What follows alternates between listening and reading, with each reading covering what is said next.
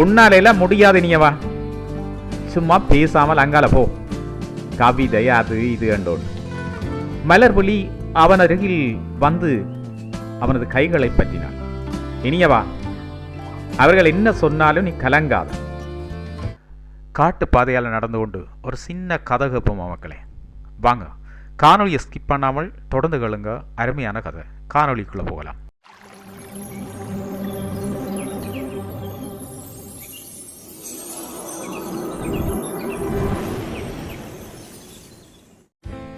ஒரு அழகான கிராமம். அந்த கிராமத்தில் இனியவன் என்ற இளைஞன் வாழ்ந்து வந்தான். ஒரு ஏழை இளைஞன். எனினும் அவனுக்கு கவிதை எழுதுறதுல நல்ல ஆர்வம். கவிதை என்றா அவனுக்கு உயிர்.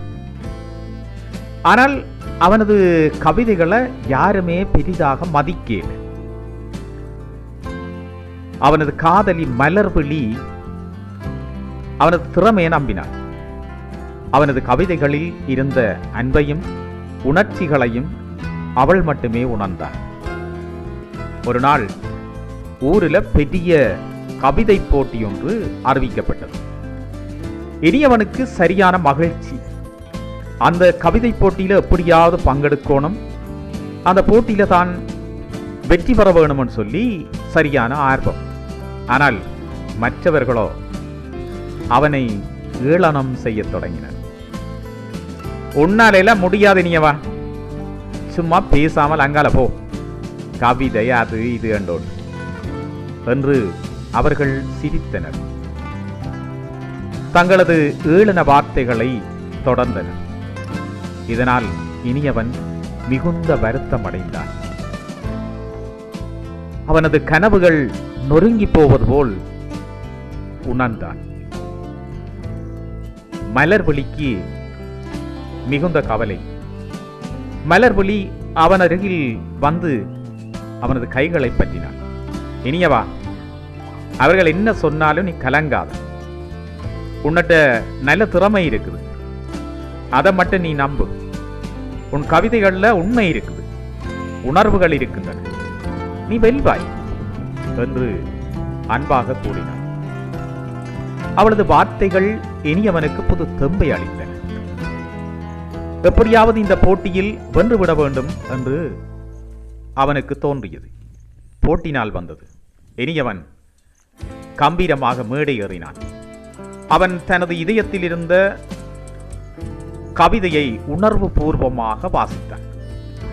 அவனது குரலில் அன்பும் பிரிவின் சோகமும் மீண்டும் நம்பிக்கையின் ஒளியும் நிறைந்திருந்தது. கவிதை முடிந்ததும் அரங்கம் அமைதியானது. எல்லோருமே அமைதியாக இருந்தார்கள். பின்னர் திடீரென பலத்த கைதட்டல் ஒலித்தது. போட்டியின் முடிவில் இனியவன் வெற்றி பெற்றதாக அறிவிக்கப்பட்டது.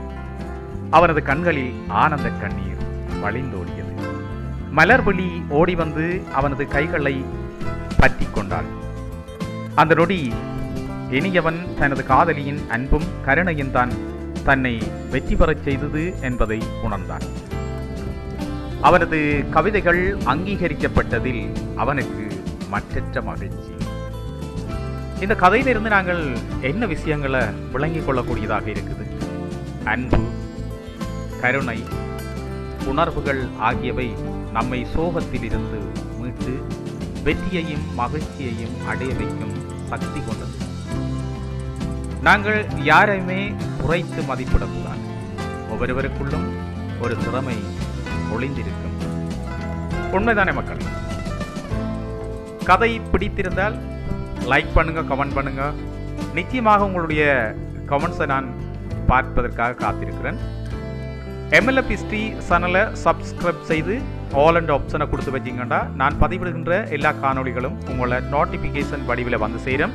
நோட்டிஃபிகேஷனை கிளிக் பண்ணினீங்கன்னா என்னுடைய இவ்வாறான நேச்சரோட தொடர்புடைய, இயற்கையோடு தொடர்புடைய காடுகள் சார்ந்த எல்லா காணொலிகளையும் நீங்கள் பார்க்கக்கூடியதாக இருக்கும்.